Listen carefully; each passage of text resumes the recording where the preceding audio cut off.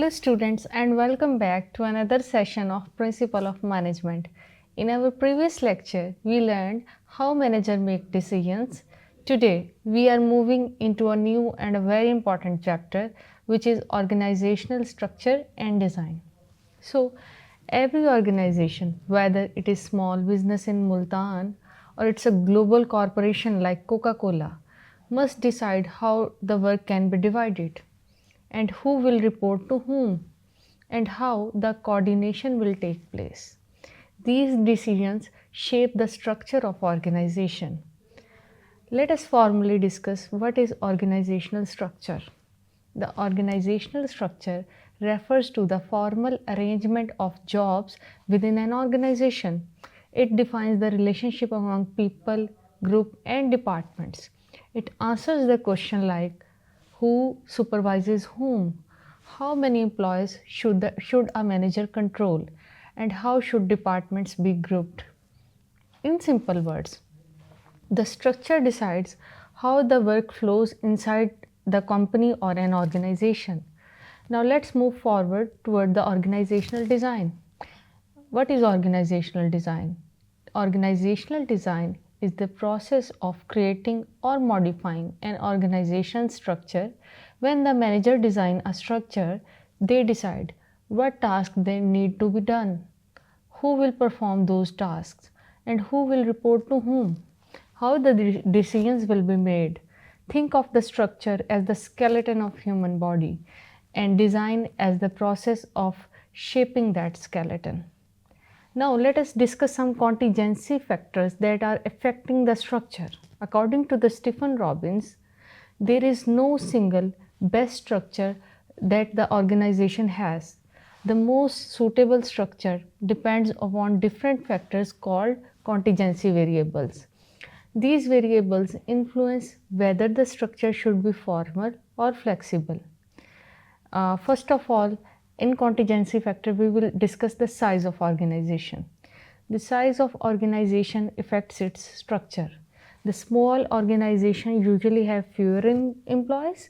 They have informal atmosphere, fewer written rules, and the decisions are made quickly because the owner of the manager supervises most tasks directly. Let's take an example. A small retail shop in a local market doesn't need written policies or the layers of authorities. The owner supervises the purchasing and customer service. However, the large organizations have thousands of employees. Their structure is formal with written procedures, policies, rules, multiple level of hierarchy. For example, a large organization like Nestle Pakistan needs formal reporting system because different departments such as marketing, finance, supply chain cannot be operated informally. Second contingency factor will be the technology. Technology means the tools or the activities used to convert the inputs into outputs. Robin explained that the nature of technology affects the structure. When the technology involves repetitive work, the structure becomes formal and standardized. Managers focus on the control and efficiency. For example, in a manufacturing plant like Toyota, assembly line workers follow fixed procedures and there is little flexibility in how the tasks will be performed. When the technology involves creative and non routine work, the structure becomes flexible. Employees are given freedom to experiment, innovate, and take any initiative. For example, in a software company like Google, employees work on design, innovation, and problem solving. These jobs require flexibility, not strict rules. Third contingency factor will be the environment. The environment refers to external forces that affects an organization such as competitors, customer preferences and government policies. When the environment is stable and predictable, the organizations prefer a formal and controlled structure. Let's take an example. A company producing cement knows that demand doesn't change drastically. The environment is predictable, so the firm can operate with formal procedures. When the environment is dynamic and rapidly changing, the organizations need a fixed structures so the decisions can be made quickly. I'll give you an example. Fashion brands in Pakistan face changing customer demands and trends. To stay competitive, they need flexibility and freedom to make the changes quickly. So, the fourth contingency factor we will discuss is the strategy of organization. The structure must support the strategic goals of the organization. If the strategy is focused on cost control and efficiency, the structure will be formal with strong supervision and strict procedures. For example, the McDonald's maintains standardized procedures across all the branches to reduce costs and ensure the consistency. If the strategy is focused on innovation and creativity, the structure will be flexible and will encourage new ideas. For example, the Apple encourages creativity and experimentation. This requires fewer rules and more freedom. Now, let us discuss the traditional organizational designs. As per Robbins, Robin identifies three classic structures that were widely used for many years. These designs are still used by several organizations today. First of all, we will discuss a simple structure. The structure is informal, the owner or the top managers control everything.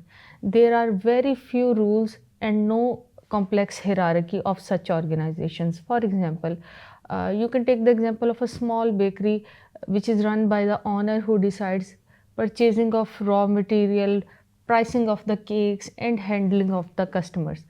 Its advantages could be fast and flexible, it could be low cost, it is clear and accountable, but the disadvantages include that it is ineffective as the business grows in size.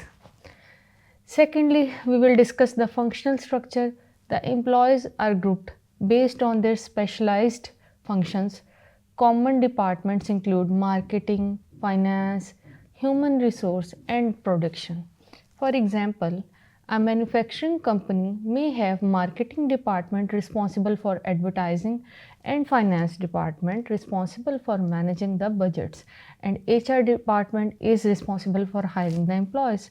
Advantages could be specialization increases the efficiency and expertise, where the shortcomings can be these departments may become isolated and may not communicate effectively. The third factor is divisional structure.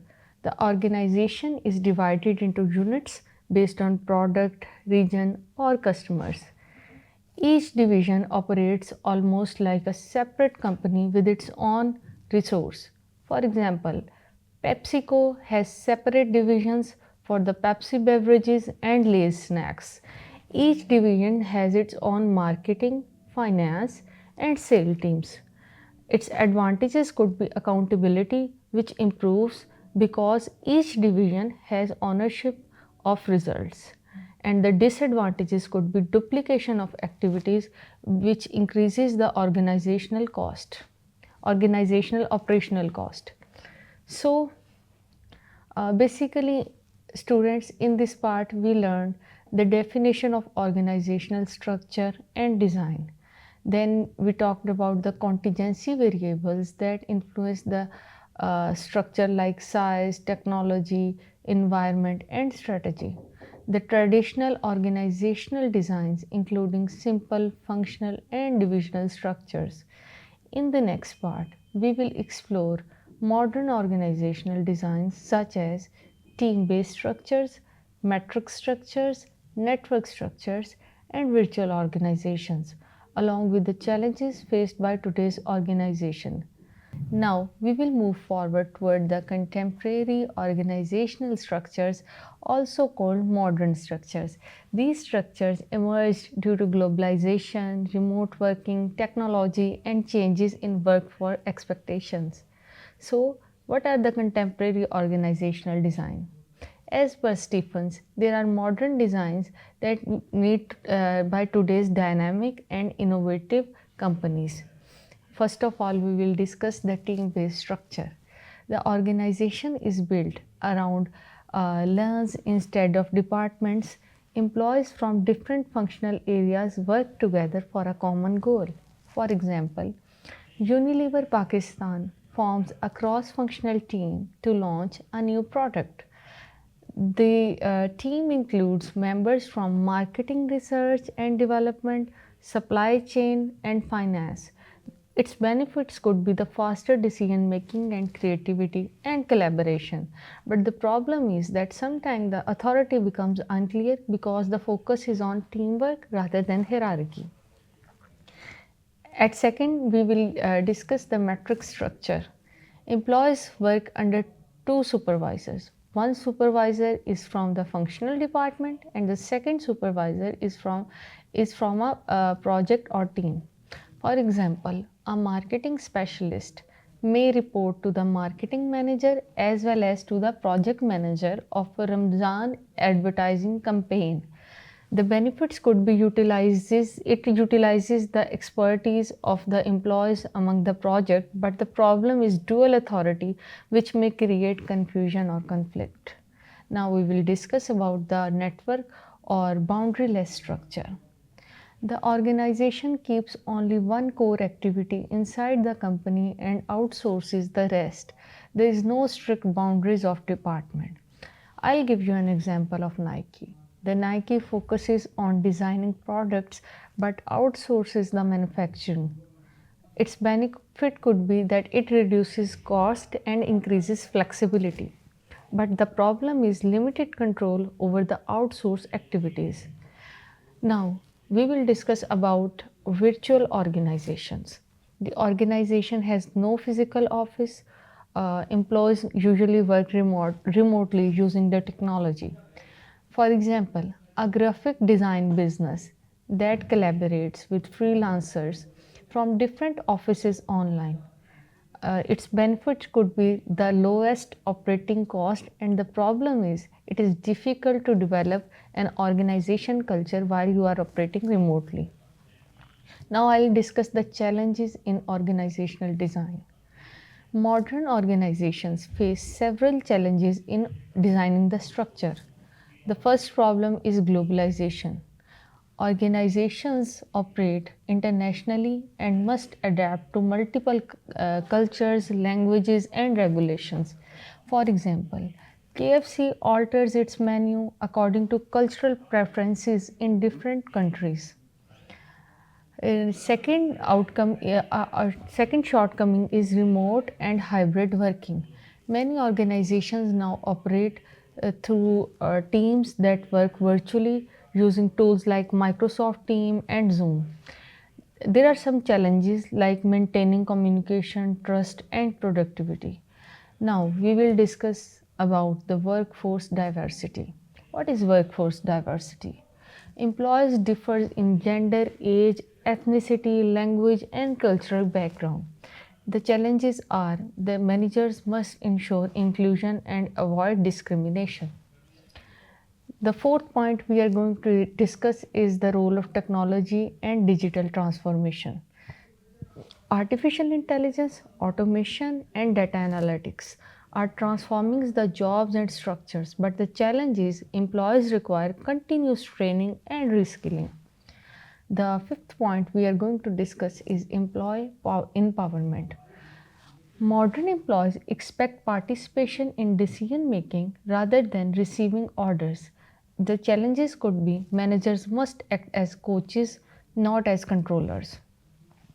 So, we discussed about modern organizational structures, including the team based, matrix, network, and virtual designs. We then explored the challenges faced by the managers, such as globalization, workforce diversity, remote work, technology, and employee empowerment.